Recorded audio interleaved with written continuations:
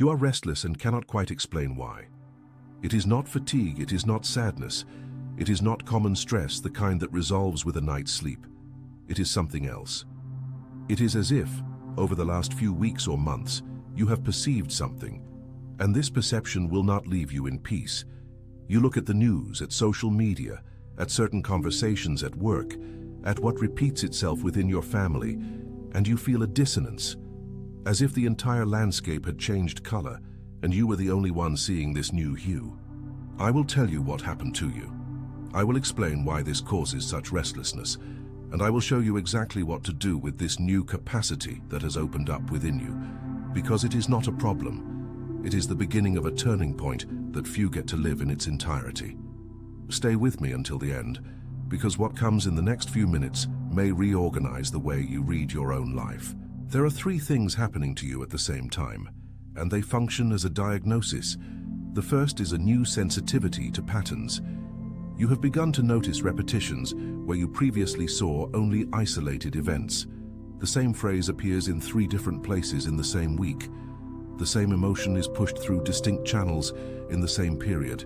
The same narrative is recited by people who do not even know each other.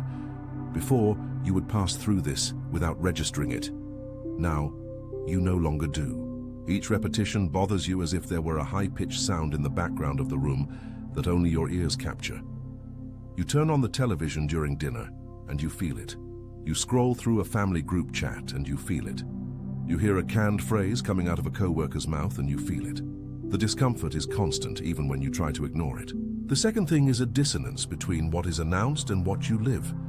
When someone says that everything is fine, you feel that it is not.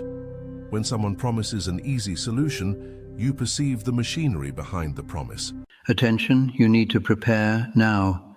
I put together an exclusive resource for those who feel set apart for something greater, but live surrounded by noise, distractions, and mental overload. This is a 30-day journey that will transform your life, a guided path to armor your mind and prepare for what's coming, with daily practices of focus, boundaries, and discipline. Stop negotiating with the noise.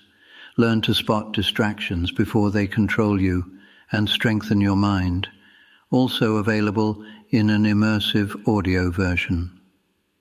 Over 10,000 readers have already transformed their lives through the 30-day journey. Thousands of people have already started this transformation. People like you who were tired of living in the fog, ordinary people who decided to stop accepting mental chaos. Take advantage of this limited time offer only this month. Access your link just below in the pinned comment. When someone close to you repeats a scripted line, you can identify where that line came from before they even finish the sentence. This is not arrogance. It is a new capacity to see the seams of the fabric that once seemed smooth. You buy a product and realize the trigger that pushed you to the purchase. You watch an advertisement and see the fear that is being poked. You read a headline and identify the emotion that is being planted before you even read the content. The seams are visible to you now. The third thing is a strange loneliness. It is not the loneliness of someone who is physically alone. It is the loneliness of someone who sees alone. You try to comment on what you have perceived to someone, and the person on the other side looks at you as if you had spoken in another language. So you learn to keep it to yourself, but keeping it weighs on you. And the weight increases as you realize that you can no longer unsee it. You tried to go back to automatic mode and you couldn't. You tried to distract yourself and the distraction didn't work like before. You tried to accept the version that everyone accepts and you couldn't. You have crossed a point of no return and you still don't quite know what to do with it. Before I tell you where this perception comes from and why it is appearing now, do one simple thing. Subscribe to the channel. Because what follows is a sequence of revelations you won't want to miss, and subscribing is what ensures that the next chapter reaches you the moment you need it. This is not a standalone video. It is part of a sequence, and subscribing is the only way for you not to miss what is to come. There is a scene in the second book of Kings, chapter 6, that describes with millimeter precision what is happening inside you. The prophet Elisha is surrounded in a small city called Dothan. An entire army of the king of Syria has come to capture him, Chariots, horses, soldiers, everything positioned around the city during the night. Elisha's servant wakes up in the morning, goes out the city gate, sees the siege, and falls into absolute panic. He runs back to the prophet shouting, "What shall we do, my master?" Elisha responds with a phrase that seems absurd in the face of the visible landscape. He says, "Do not fear, for those who are with us are more than those who are with them." The servant looks again toward the siege and continues to see only the army. Then Elisha offers a strange prayer. He does not ask for victory. He does not ask for escape. He does not ask for a miracle. He asks for only one thing, and that thing is the point that changes everything. He says, "Lord, open the eyes of this young man so that he may see." And the servant's eyes are opened, and he sees around the city horses and chariots of fire forming a siege greater than the siege of the enemy army. A siege that had always been there, but that he had never been able to perceive. Pay attention to the detail that many people read too quickly. The chariots of fire did not arrive at that moment. They were already there. What changed was the servant's capacity to see them. The restlessness you are feeling is the exact second in which your eyes are being opened to something that has always been present. The patterns you have begun to notice were not created yesterday. They have been operating for a long time. What happened is that your perception crossed a threshold, and once crossed, this threshold has no return. You will not be able to unsee what you have seen, and this is good news, even if it feels uncomfortable now, because discomfort is the sign that something is alive within you. What kills in silence is anesthesia. The Greek of the New Testament has a word that describes this with surgical precision. The word is aletheia, written aletheia, with the letters alpha, lambda, eta, theta, epsilon, iota, alpha. It is usually translated simply as truth, but aletheia is not truth in the moral sense. It is not the opposite of a lie. Aletheia is truth in the sense of unveiling. The initial alpha of this word is a negation, and leth means forgetfulness, concealment, that which is under the veil. In fact, in Greek mythology, Lethe was the name of the river that souls crossed to forget everything they had lived. So, aletheia, literally, is the lifting of the veil. It is that which comes out of forgetfulness. It is the reality that was there the whole time, but hidden, and which in a specific instant shows itself. When the Gospel of John says that the truth sets you free, it is not saying that correct information sets you free. It is saying that the unveiling, the aletheia, sets you free. Because what imprisons is not the lack of information, it is the veil. You are not without data, you are under a veil. And the veil has just been pulled back. If this explanation is connecting something within you, leave your like below. The like is not just a number, it is how the algorithm understands that this content needs to reach other people who are living exactly what you are living, and who perhaps have not yet found the right language to name what they feel. Each like is someone reached. Each like pulls back a veil as well. But then the inevitable question arises. Why is this happening to you now? Why at this moment in your life and not 10 years ago? Why precisely after 35, 40, 50? To answer this question, I need to take you to Babylon, in the 6th century before Christ. Daniel is a young Hebrew taken captive. He is in a strange empire, with a strange language, with strange wise men, with customs that try to reformat his identity, starting with his name. King Nebuchadnezzar has a disturbing dream, wakes up agitated, and demands something absurd from the wise men of the court. He wants the wise men not only to interpret the dream, but to say what the dream was, without him telling them. The astrologers, the Chaldeans, the diviners, all respond that this is impossible. And it is, within their system. They knew how to interpret when they received the content. But Daniel does not operate within their system. Daniel asks for one night. Daniel withdraws with 3 friends. Daniel returns the next day, and not only describes the dream with precision, but interprets the entire sequence of empires that would come over the next 500 years. The statue with a head of gold, chest of silver, belly of bronze, legs of iron, feet of iron mixed with clay. Daniel saw patterns where others saw randomness.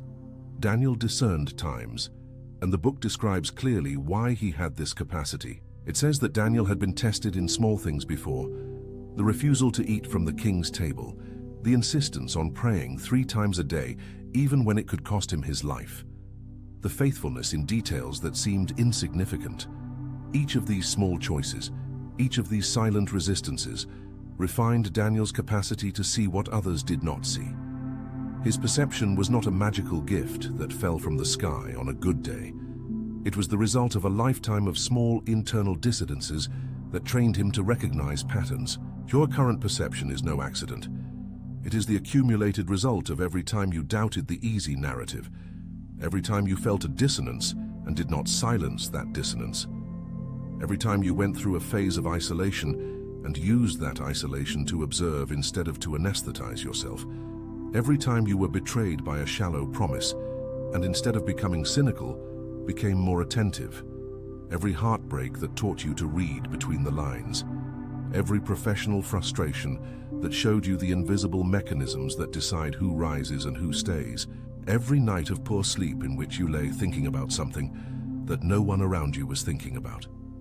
Each of these experiences, which seemed only like pain or only like a challenge, was training. And now the training is yielding its fruit. You have become someone who sees times. Hebrew has an exact word for this capacity that Daniel demonstrated.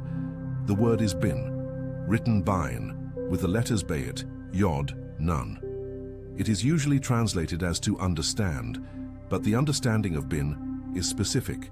The root of bin is the same as bin, which means between. Whoever has bin is someone who perceives the intervals, the spaces between things, the pauses between words, the silences between events, what is omitted, what is implicit, what is in the seams. The wise Solomon in the book of Proverbs makes a very clear distinction between 2 types of knowing. There is chokmah, which is wisdom as accumulated knowledge, and there is bina, which is discernment, the seeing between. You can have chokmah without having bina. You can have a lot of information and no discernment. You can have a diploma, you can have a resume, you can have an entire library, and still not see the intervals. But when bina awakens, it reorganizes everything you already knew. The same news you read 10 years ago begins to have another meaning. The same conversations you have heard forever begin to reveal things that were underneath. The same people in the same place saying the same things now sound different. It is not that the events have changed, it is that your binah has matured. And binah, in the Jewish mystical tradition, is a word associated with the very maternal aspect of the divine, with the womb of understanding, with the space where form is gestated before it appears. What is appearing in you now was gestated in silence for many years. And here is the moment for you to do something important. Down there in the comments, write one word, just one, in capital letters. The word is lucidays. Lucidays. Because what is awakening in you is not a theory, it is not paranoid distrust, it is not negativism, it is lucidity.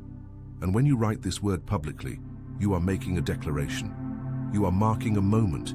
You are saying, in the first person, that you saw what you saw and that you will not turn back.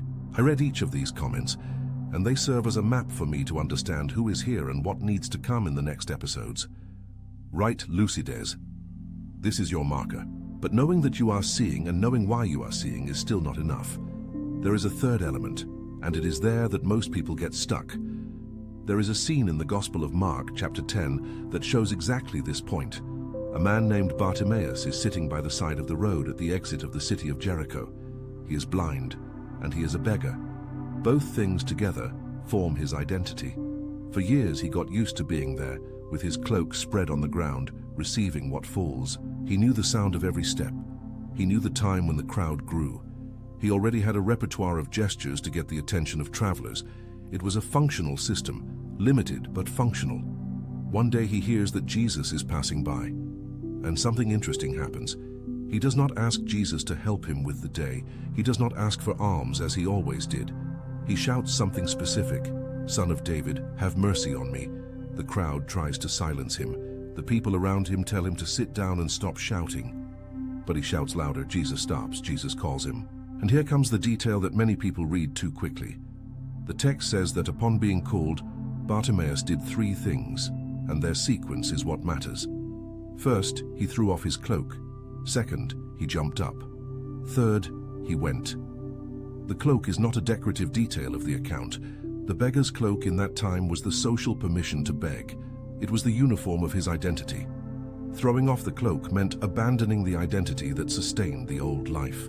Even before having his sight back, before the miracle, before the healing, Bartimaeus got rid of what defined him as blind. He acted like someone who already sees. This is the point where many people get stuck. The perception arrives, the bina awakens, the veil is pulled back, and the person stays seated with new knowledge inside an old life. They see, but they do not act. And knowledge without action becomes torment. It becomes resentment. It becomes that feeling of someone who knows too much and does nothing with what they know, and therefore becomes corroded from within. The restlessness you feel is not just because of the perception. It is because the perception is asking for a cloak to be thrown away. There is an old identity in you that no longer matches what you have come to see. It could be a victim identity that has settled in. It could be an identity of someone who only reacts to circumstances and never creates. It could be an identity of someone who waits for the landscape to change before moving. It could be an identity of an older sibling who carries everything. It could be an identity of a professional who accepts what no longer fits. Whatever it is your Bartimaeus cloak. And the jump does not come before the cloak falls. You will understand in the next few minutes exactly how to identify your cloak. Greek has a final word for this process, and it ties together everything I have told you so far. The word is diakrisis, written diakrisis, with the letters delta, iota, alpha, kappa, rho, iota, sigma, iota, sigma. It is usually translated as discernment, but the literal meaning is stronger. Dia means through and crisis means separation, cut, decisive moment. In fact, our word crisis comes from there. Crisis is not originally disaster.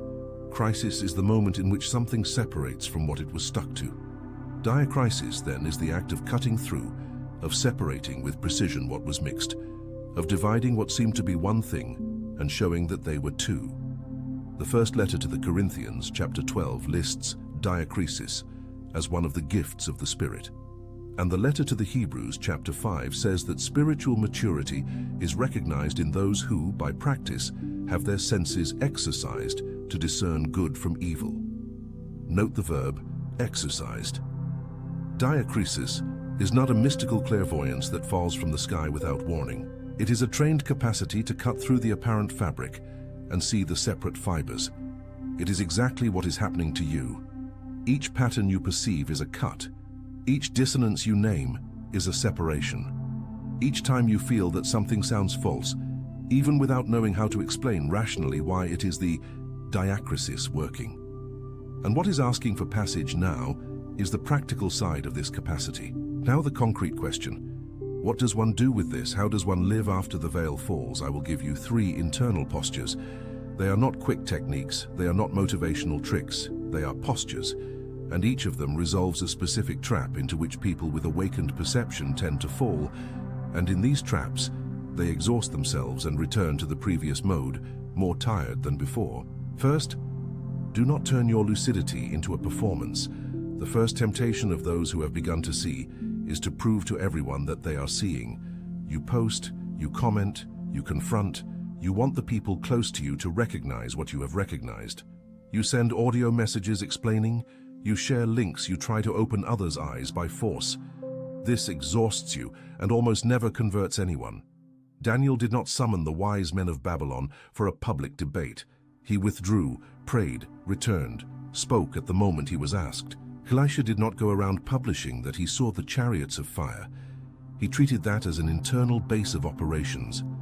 Lucidity calls for operational silence, not a podium. There is a statistic that helps to understand the wear and tear. Studies conducted by researchers at the School of Public Health of the University of São Paulo, in partnership with the Oswaldo Cruz Foundation, show a consistent pattern among Brazilian adults over 35. Those who describe themselves as people who try to open others' eyes, show significantly higher levels of emotional exhaustion than those who apply the same perception only to reorganize their own lives. The difference is not in what is seen, it is in where the energy of the vision is directed. When you direct it outward, you spend yourself. When you direct it inward, you rebuild yourself. Research from the Getulio Vargas Foundation's School of Business Administration, added to surveys by the Datafolha Institute, indicates something similar. The Brazilian adults who managed, after 40, to make a profound turnaround in their lives were not the ones who argued the most on social media. They were the ones who acted the most in silence within their own territory. Second, learn the difference between alert and anxiety. This is the most delicate point of the whole process. When perception awakens, the nervous system does not quite know what to do with it. It tends to interpret lucidity as a constant threat. You start to live in a state of hypervigilance that seems protective, but is destructive. True alertness is selective. It activates in the face of something concrete and deactivates when there is no longer a need. Anxiety is diffuse. It activates all the time and never deactivates. Researchers at Stanford University, added to studies published in the journal Nature Human Behavior, have been showing for over a decade that the human brain does not distinguish, without conscious training, between a present threat and a thought-up threat. If you ruminate 24 hours a day about everything you are seeing, your body enters a state of continuous alarm, and continuous alarm does not give you clarity. It takes away your clarity. Research from the American Psychological Association confirms that burnout from hypervigilance produces, paradoxically, a drop in discernment. The tired brain sees worse. Daniel prayed 3 times a day, not out of religious superstition, out of internal engineering. That was the rhythm that separated the time to observe from the time to rest. Your lucidity needs a rhythm of this type. It can be prayer. It can be a silent walk every day at the same time. It can be a paper diary where you record what you perceived and then close the notebook. It can be simple meditation for 10 minutes at the beginning of the morning. The format matters less than the rhythm. What cannot happen is for the perception to keep circulating 24 hours a day inside your head. The brain needs margin to process what it has received. Third, make a concrete choice with your perception. Bartimaeus threw the cloak before receiving his sight. Your cloak can be many things. It can be a relationship that you sustain out of inertia, even feeling the dissonance for a long time.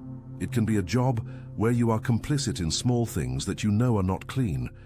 It can be a habit of consuming information that feeds you anger all day long. It can be an hour a night on your phone that you know takes away your sleep, and yet you keep it. It can be an old silence within your family, a conversation that needs to be had, and that you have been putting off for years.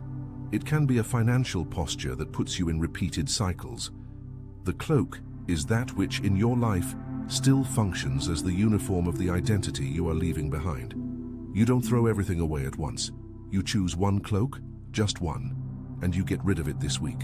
Cross-referenced surveys from Datafolha, with longitudinal research from the Getulio Vargas Foundation, and behavioral studies published by teams at Princeton University, show a pattern that repeats itself in Brazilian adults and other populations. People who went through prolonged periods of internal restlessness, followed by real transformation, have a turning point in common. This point was not the perception itself. It was the first concrete action of discontinuity. It was the day that person did something different from what they had been doing, and that thing stuck. 1. Small, concrete. Attention, you need to prepare now. I put together an exclusive resource for those who feel set apart for something greater, but live surrounded by noise, distractions, and mental overload. This is a 30-day journey that will transform your life, a guided path to armor your mind and prepare for what's coming, with daily practices of focus, boundaries, and discipline. Stop negotiating with the noise. Learn to spot distractions before they control you and strengthen your mind. Also available in an immersive audio version. Over 10,000 readers have already transformed their lives through the 30-day journey. Thousands of people have already started this transformation. People like you, who were tired of living in the fog, ordinary people who decided to stop accepting mental chaos. Take advantage of this limited time offer only this month. Access your link just below in the pinned comment.